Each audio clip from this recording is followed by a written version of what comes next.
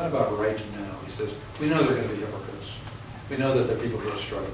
And it's all about people struggling. The entire book is about people who are struggling, to know who they are, where they are. He's offering them counsel, help them out.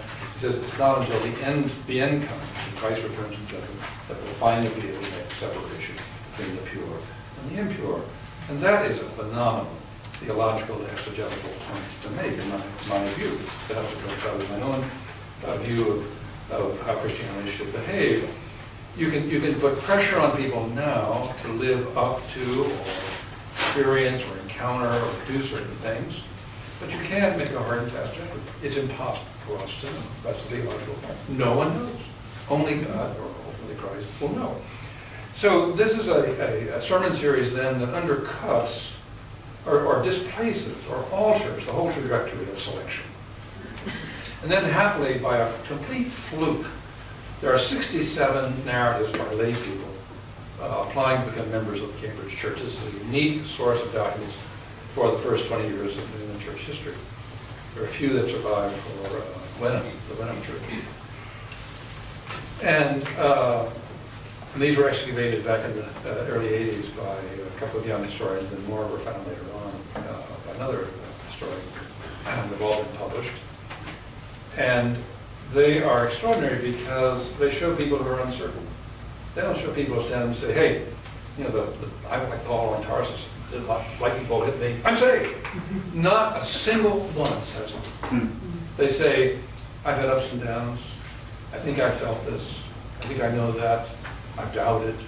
I mean, they are what you would think of as classic expressions of the Puritan voyage, the Puritan journey, the Pilgrim's journey, after ups and downs.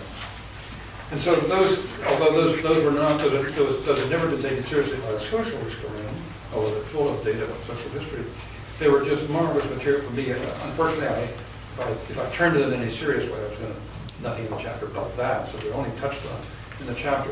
But they don't bear out this notion of a hard-nosed group of people peering closely into the details of people's lives. They don't do that. Quite the opposite. Quite the opposite. And I cite Shepherd. This is one young woman who starts to talk. You have to talk. You have to stand up for marriage and talk, which is a bit daunting thing to do, especially for a woman. And this young woman stops after a few sentences. And Shepherd says, let's not worry about ourselves anymore. We're going to accept her. He says, we're going to accept her. They always called it a hope, too, when they were it's a hope. Exactly. That was the word they used. Yeah. Not my faith is this or that. Yeah. My hope. Right. This is the Shepherd's social ethics. And again, this is an absolutely unwritten upon subject. And he wrote a lot about it. That's the surprising thing that hadn't been touched on. And so one has to start from the premise that the minister is not there to endorse everything that's going on in the community. Quite the reverse. The minister is there to stand over against the community in some fashion. At once serving everyone, and on the other hand, critic of everyone at once in that double role. And that's not an easy role to carry off, and to get ministers fired in the 17th century and fired today. But Shepherd had already experienced this in England, and I tell the marvelous story. It's a funny story. He doesn't think it's funny, but I thought it was hilarious. I was going to this wedding, preaching at this wedding. So, minister, stay a few nights, things. We're going to have a wedding. And he's denounced everybody there as a sinner. And all of a sudden the music stops, the dancing stops. You know, the bride is stricken in her heart. You know, the groom has had to run away because he's so upset. I mean, it's just a marvelous parable of, well, something, I don't know what, but a very determined young man. But when he got here to New England, I think some of the edge had gone off, in part because of the loss of his son and wife dying under extraordinary circumstances. In any case, here he is trying to keep calling this community back to what I call first things. What are the things that really matter here? Why are we really here in New England? And I find him a compelling, you know, I wrote this book, you can tell there's a Obama, if you read the preface and the final bit, President Obama creeps into it, and it's the first time in my life I've made my own political views into a book.